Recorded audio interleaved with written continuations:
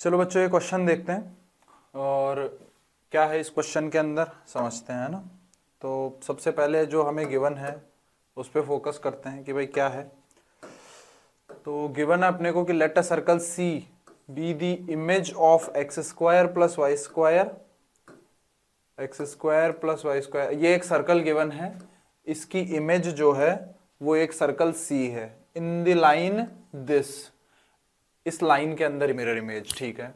A B the point of on C such that OA is parallel to x axis and A lies on right hand side of center O of C.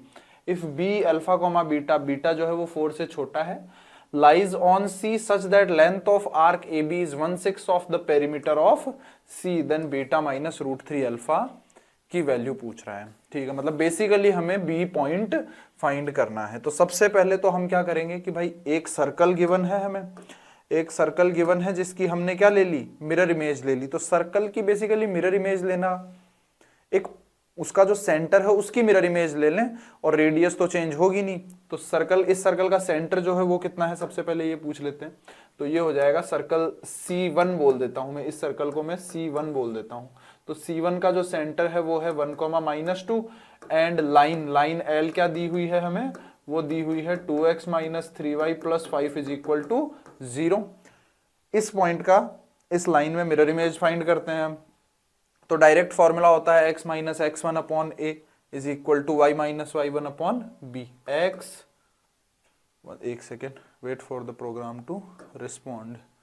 चलिए तो क्या होगा basically, ये हो जाएगा अपने पास में यहाँ पे x - 1/2 = y + 2/-3 = -2 times x, y को इसमें पुट कर देते हैं। तो 2 - +6 + 5/4 + 9, 4 + 9 हो गया अपने पास में 13, 13 + 5 18, ठीक है।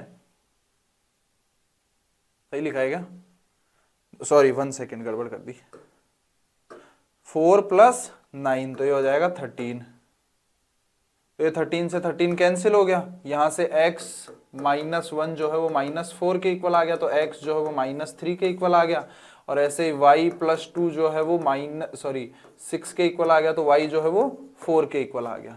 तो अब बेसिकली एक ऐसा कुछ डायग्राम बन गया हमारे पास में। एक ये जो सर्कल है ये हमारा सर्कल C हो गया, ये है हमारे पास में सर्कल C। इसका जो सेंटर है, इस सर्कल का जो सेंटर है, इस सर्कल का जो सेंटर है वो अपने पास में क्या आ गया, ये आ गया -3,4। सर्कल C फाइंड कर लिया हमने, इस सर्कल का सेंटर अपने पास है -3,4 आ गया। अब इस पे बोला जा रहा है कि एक पॉइंट OA, A जो है वो पैरेलल टू x एक्सिस है। अगर A जो है वो है किस तरफ, A lies on the right hand side of, मतलब राइट हैंड साइड की तरफ है। इसका मतलब है ये वाला पॉइंट यहां कहीं पे लाई करेगा A। अच्छा, रेडियस पहले वाले की कितनी है, इस वाले की रेडियस जो है वो 1 का स्क्वायर + 2 का स्क्वायर प्लस इक्वल टू आएगा +4 का √, मतलब 1 + 4 ये 3 हो जाएगा। तो इसकी रेडियस 3 है। अच्छा, तो ए पॉइंट क्या हो जाएगा अपने पास में, ये OA लाइन जो है वो बेसिकली x एक्सिस के पैरेलल है। तो ये हो जाएगा अपने पास में 0,4 आगे की तरफ है ना, राइट साइड में, ठीक है। अच्छा, ये अपने पास में A पॉइंट आ गया। अब B पॉइंट फाइंड करने के लिए बोला जा रहा है। तो B पॉइंट अपने पास में अल्फा कॉमा बीटा, बीटा जो है वो 4 से छोटा है, lies on C such that the length of arc AB is 1/6। देखो आर्क AB की, मान लेते हैं कि B जहां कहीं पे भी होगा, अगर मैं बोलूं कि पूरा टोटल आर्क है 2 पाई, तो उसका 1/6 कितना हो गया, π/3। इसका मतलब है B पॉइंट ऐसी किसी पोजीशन पे होगा जहां कहीं पे वो π/3 वाला एंगल बना रहा हो। या तो यहां हो सकता है या फिर यहां हो सकता है भाई, या तो ये वाला एंगल π/3 होगा या फिर ये वाला एंगल π/3 होगा, है ना।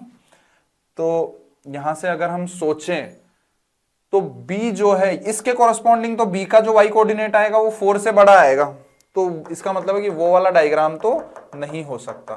तो फिर कौन सा होगा भाई, तो फिर डेफिनेटली ये वाला ही होगा, क्योंकि इसके कॉरस्पॉन्डिंग B जो है उसका कोऑर्डिनेट 4 से छोटा आएगा। अच्छा, ये जो एंगल है ये कितना दे रखा है, π/3 दे रखा है। कैसे आया वो भी आई थिंक समझ में आ गया होगा।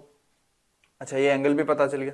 तो B पॉइंट के कोऑर्डिनेट अपन कैसे पता कर सकते हैं, कि ऐसे समझ लेते हैं कि -3 अच्छा नीचे की तरफ आ रहा है, एक्स कोऑर्डिनेट आगे जा रहा है, तो plus r cos theta, cos theta कितना आ जाएगा यहाँ पे pi by 3, cos pi by 3 मतलब हाफ, और वाई कोऑर्डिनेट कितना आ जाएगा,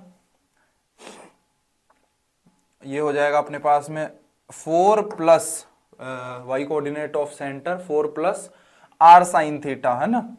अच्छा इसमें डेफिनेटली माइनस करना पड़ेगा हमें, है ना, क्योंकि नीचे वाला पॉइंट ले रहे हैं हम, है ना, माइनस आर साइन थीटा √3/2। तो ये हमारे पास में यहाँ से अल्फा कॉमा बीटा कितना आ गया, अल्फा कॉमा बीटा आ गया हमारे पास में -3/2 कॉमा ये कितना आ गया 4 माइनस 3√3/2, 3√3/2।